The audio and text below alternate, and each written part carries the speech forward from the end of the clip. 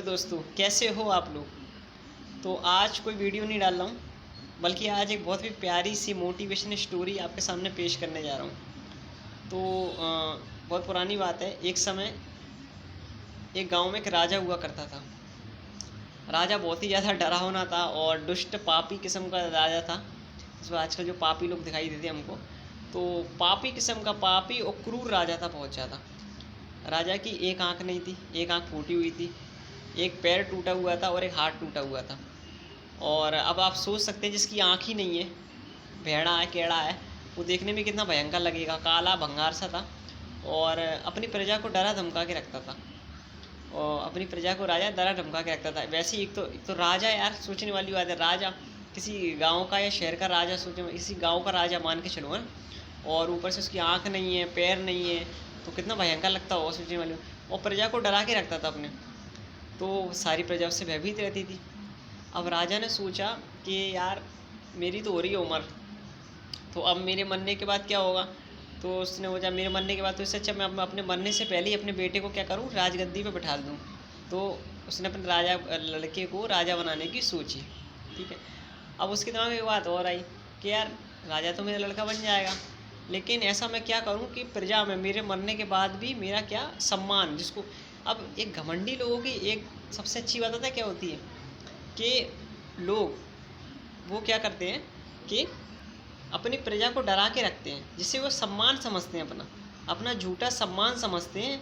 किसी गरीब व्यक्ति को बेमतलब परेशान करना, डराना, हड़काना, इसको वो लोग अपना सम्मान समझते हैं कि ये लोग हमारा सम्मान करते हैं, क्योंकि ऐसा होता नहीं है। लेकिन वो लोग इसको अपना सम्मान समझते हैं, तो वो इसमें सम्मान समझता था अपना, डराना, धमकाना, लोगों को मारना बेमतलब में, है ना, उत्पीड़ना देना, प्रताड़न करना, इसको वो सम्मान समझता था। तो उसने क्या सोचा कि मरने के बाद भी मेरे को कैसे लोग याद रखें। तो उसने सोचा मैं बहुत बड़ी काम करता हूँ अपनी, उसको किसी उसके मंत्री ने सलाह दी। तो उसने एक अपने नगर में घोषणा करवा दी कि जो भी चित्रकार, बड़े बड़े दूर दूर से बड़े बड़े चित्रकार आए, कि जो भी चित्रकार मेरी सबसे अच्छी पेंटिंग बनाएगा, उसको मैं इतना पैसा दूंगा कि उसकी 10 से 12 पुश्तें बैठ के खाएंगी। याद रखना, 10 से 12 पुश्तें बैठ के खाएंगी, इतना उसको धन दौलत दूंगा।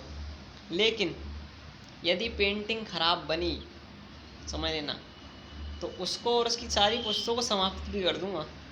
सीधी बात है ना। तो ये सुन के आधे चित्रकार तो बेचारे भाग ही गए। सोचने वाली बात है, लोगों को लगा यार इसमें फ़ायदा कम रिस्क ज़्यादा है, क्योंकि वैसे ही साला भंगार बस सूरज सा राजा है, और अगर इसकी पेंटिंग अच्छी नहीं बना पाए तो हमको तो मारेगा, फैमिली को भी साफ कर देगा हमारे पीछे से। तो लोगों ने क्या किया फिर, आधे चित्रकार तो भाग गए, लेकिन एक चित्रकार बड़ा साहसी था, जो दूसरे नगर का था किसी, उसने रिस्क उठाया, हिम्मत उठाई, हिम्मत ली और राजा की पेंटिंग बना दी। अब पेंटिंग कैसी बनाई, पेंटिंग समझिएगा। पेंटिंग उसने राजा की युद्ध लड़ते हुए बनाई, जबकि राजा निकम्मा राजा था, युद्ध कभी ज़िंदगी में लड़ा नहीं था, लेकिन फिर भी राजा को खुश करने के लिए उसने क्या करा, युद्ध पे घोड़े पे सवार होकर राजा को पेंटिंग बना दी। अब राजा घोड़े पे बैठा, पेंटिंग कैसी है, घोड़े पे बैठा है ना, और बैठे बैठे उसकी एक आँख में क्या लग गया है, घायल हो गया, तीर लग गया है, और उसका एक हाथ और एक पैर घोड़े के अगली साइड पे, क्योंकि था ही नहीं राजा का एक हाथ और एक पैर, तो था ही नहीं। तो उसने पेंटिंग में कैसा दिखाया कि एक पैर और एक हाथ क्या है घोड़े के उस तरफ है, और आँख में क्या लग गया है, आँख में चोट लग गई है, इस कारण आँख से खून बह रहा है या फिर आँख खराब हो गई, ये बताया। अब ये पेंटिंग देख के राजा खुश हो गया यार, क्योंकि राजा को लगा यार इसने तो मेरी सारी कमियों को क्या कर दिया, हाइड कर दिया, छुपा दिया। तो सारी कमियों को उसने छुपा दिया। तो राजा ने खुश होकर उसको इतनी धन दौलत दी कि उसकी 10 से 12 पुश्तें बैठ के गईं।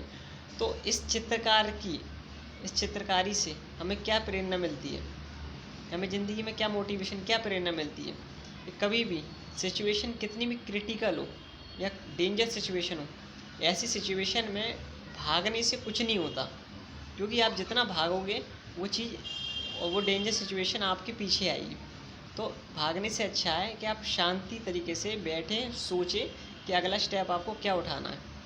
और अगर यदि आप खुद नहीं सोच पा रहे हैं तो किसी बड़े से या किसी अपने चिंतक से सलाह ले लें, और उसके बाद ही नेक्स्ट कदम उठाएं, ताकि आपको आने वाले समय में किसी प्रकार की समस्याओं का सामना ना करना पड़े, है ना।